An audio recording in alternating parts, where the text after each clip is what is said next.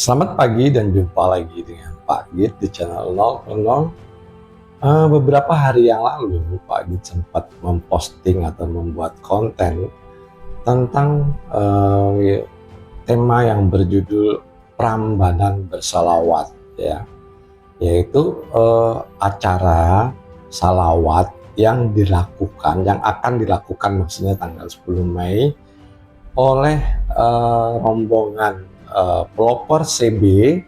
Ini adalah penggemar motor gitu ya, jadi ada sekitar 7.000 anggotanya tuh mau mengadakan salawat di Candi Prambanan, tapi bukan di daerah candinya gitu. Dia posisinya tuh masih sekitar ya 1 kilometeran lah gitu, tapi masih dalam kompleks candi, yaitu di zona 3 ya, yang biasa dibuat pakai festival musik ya.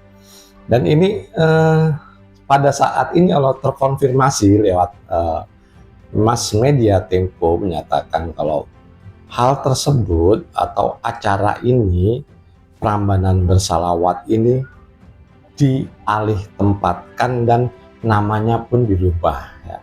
Namanya itu dirubah jadi Pelopor Bersalawat, jadi bukan Prambanan Bersalawat lagi gitu ya. Kemudian tempatnya juga dirubah, tapi belum tahu pastinya di mana gitu. Yang jelas ini akan tetap diadakan pada 10 dan tanggal 11 Mei.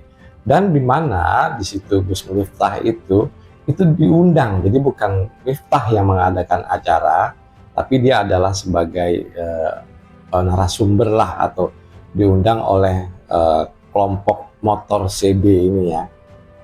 Jadi ceritanya begini teman-teman. Jadi awal ceritanya tuh sebetulnya mereka nggak ada niatan untuk mengganggu atau mengusik tentang toleransi beragama ya.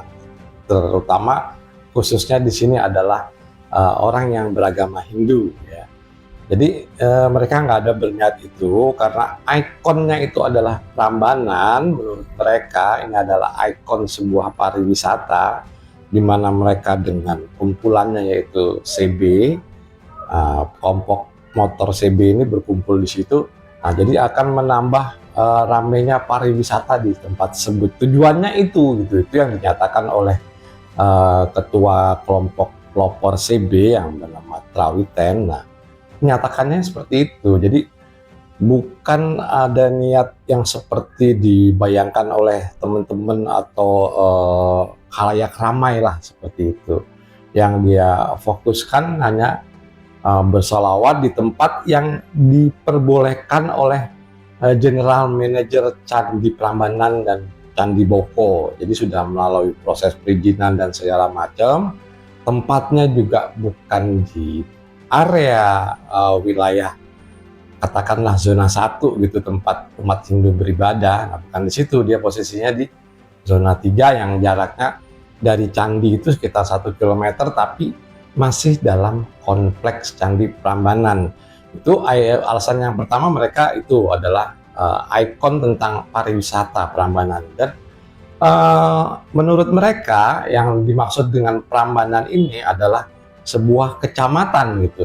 Tapi kalau kita lihat gitu, orang begitu menyebut Prambanan, itu yang terjadi adalah bukan sebuah kecamatan ya, bukan sebuah area gitu, tapi adalah sebuah candi, di mana di situ adalah letak tempat beribadahnya umat Hindu, kan begitu ya.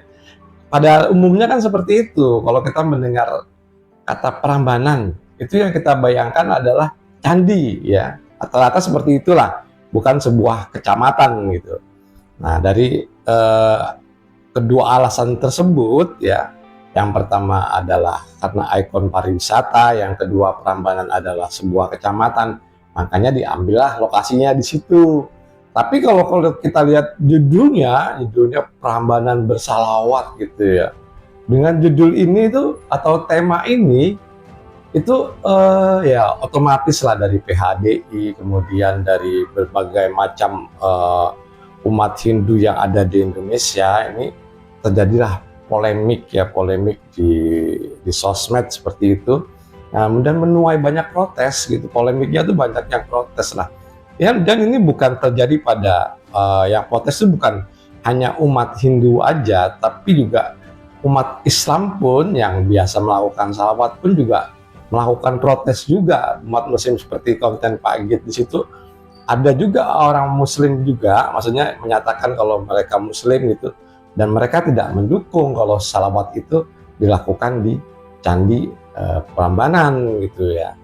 Nah, ini yang akhirnya membuat keputusan mengubah nama tersebut menjadi Pelopor Bersalawat ya. Pelopor tuh nama klub motornya lah, yang kira-kira anggotanya tuh kurang lebih ya sekitar 7.000 anggota klub motor CB, dan ditambah lagi dengan pesantrennya atau kalangan dari pesantren Ora Aji yang dipimpin oleh Gus Miftah.